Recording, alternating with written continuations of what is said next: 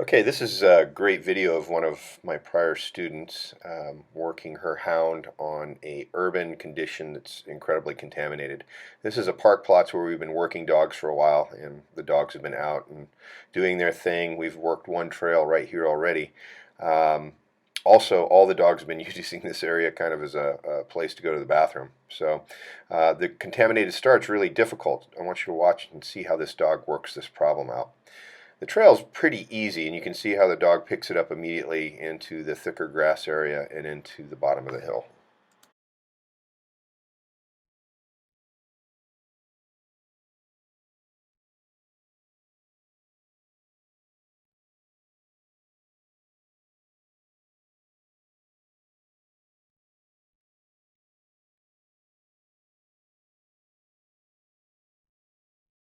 Surface transition from grass to dirt and then to cement.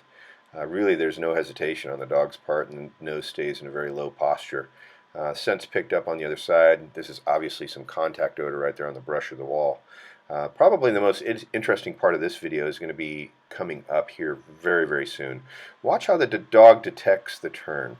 It takes it, albeit it's rather slow. It's almost like it's processing something here. Uh, thinking about the scent trail, but then actually coming back to check something. Watch what happens here. Obviously, the dog's still in very, very good odor, comes back between these two vehicles, has good odor, and then turns around, comes back to this car right here on the right, checks it briefly, and then comes back to the trail. The interesting thing is that car belonged to our subject who's missing. So really, really nice process of elimination of an older trail, older scent, with a fresher trail out.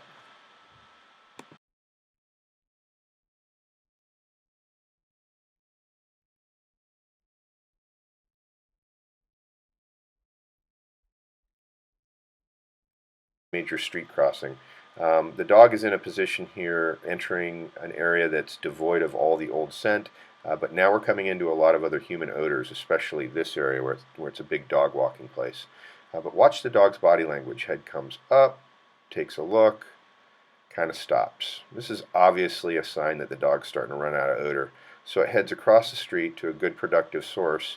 Not really in scent yet, but you can see quickly where it happens. Right there. That's where our street crossing was, and obviously the dog's in very good odor.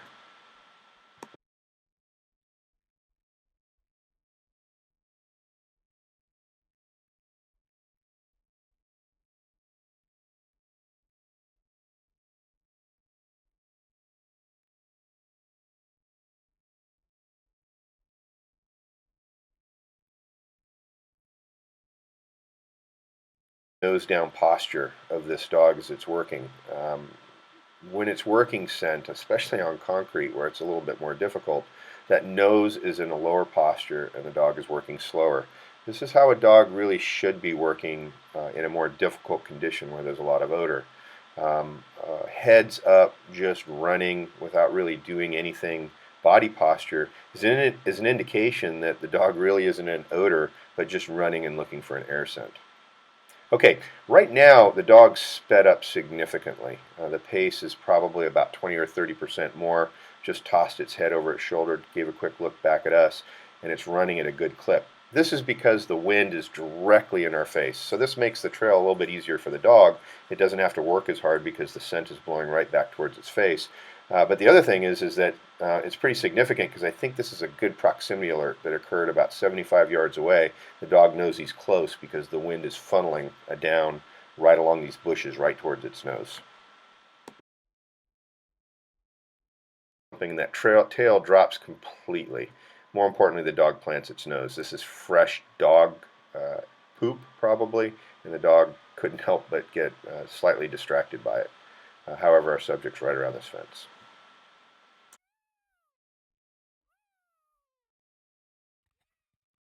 Okay, here's another trail from the same dog, actually earlier in the day.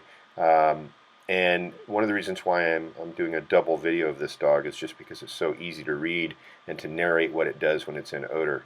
I don't know if anybody just noticed, but the dog didn't stick its nose into the container. It really didn't need to. The odor for the trail was so strong coming out of this bottle coupled with the fact that the trail was also so strong right up against this vegetation that it couldn't help but know what it was looking for. Dogs do not need to nose plant on a scent article to get scent. This is a myth. They can detect scent from quite a ways away. They know instinctively after many times and repetition of using a scent article in a jar or a bag what you're using it for. So if it appears that they have the scent when you open it and it looks like they're going with it, you really need to go. You can't stop them and force them on that bottle. That can actually have a counter effect, and the dog will just literally sometimes take another trail. Okay, so this is a really, really good indication that the scent just ran out right there. The dog's just standing back looking, not a lot of odor, but you'll see where it picks it up again. See that quick little toss of the head over to the right? It's telling you there's some good scent coming from over in that direction. The dog picked it up from a distance. This is where the trail begins.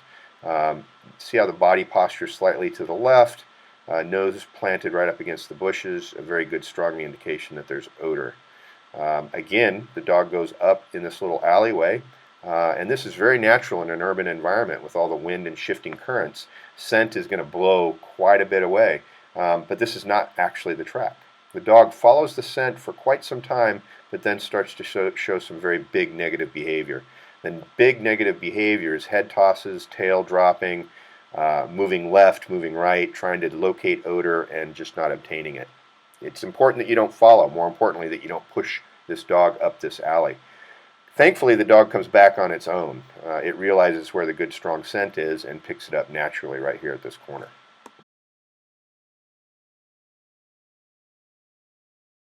Nose down, nose planted, good forward momentum, good tail set. There's no weaving or lots of changing in direction.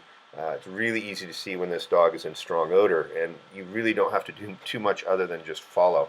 The changes take place when you have big surface changes or when the dog follows blown odor to a fringe somewhere. And this is where a handler actually has to take a little bit of a step back and pay attention to what's happening. Other than that, really the only thing the handler has to do is follow. And this is what's happening right here. Again, notice another alley. First we had a driveway, then we had an alley, and now we have a second one. The dog's head's already up. Almost as soon as we went around the turn, the dog's head went up. It's just looking at this point. So this is a signal to the handler to really start paying attention, being a little bit more careful. Because she's up here, she's now hunting for scent. But the thing that bothers me the most is she's just looking around, heads up way too much.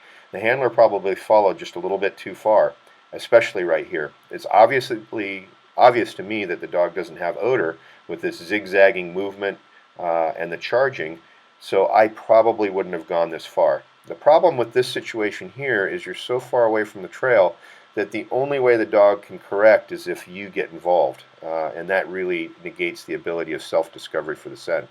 So in this situation, the handler has to get involved, move the dog back to a productive source, and see if we can pick up the trail again.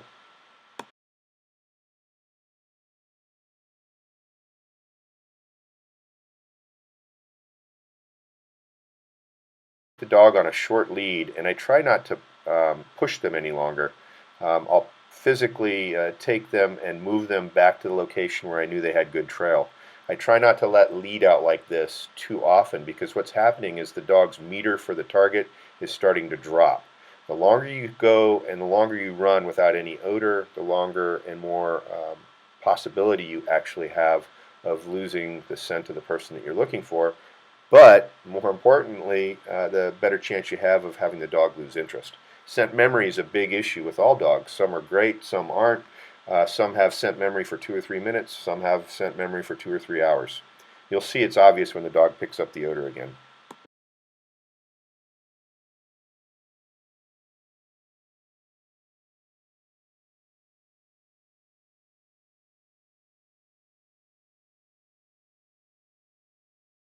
Obvious, nose down, nose planted, good productive source of odor, a good direction of travel, no zigzagging. We have great scent right here. Okay, so the dog's working around this area. This is probably going to be another alleyway where we have a little bit change in the scent picture, but what's great about this is the dog does this on its own. Quick head up, nothing there, comes back, and when it comes back, watch where the scent is.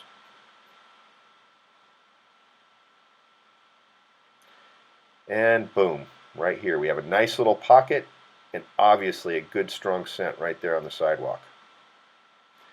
Dog's waiting to see if the handler's coming, and here we go.